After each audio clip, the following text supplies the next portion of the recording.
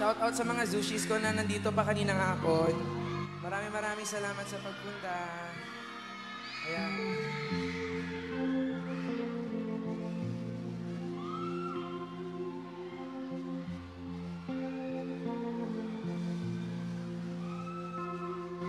Okay.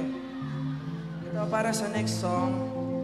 Actually, isa sa masakit na kantang sinulat ko. Para sa mga taong wala nang nasusumbungan. Para sa mga taong pagod na pagod pero walang nakakausap. Walang nasasabihan na, pagod na ako.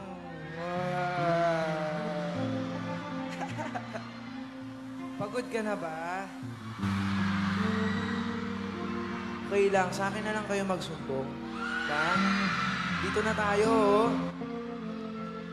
Pero itong kantang to ay sobrang espesyal kasi I actually wrote this na tungkol sa mga moments sa buhay natin na okay ka naman, wala namang problema, pero biglang may kahel na langit kang nakita, tapos naalala mo siya. This song is called Kahel na Langit.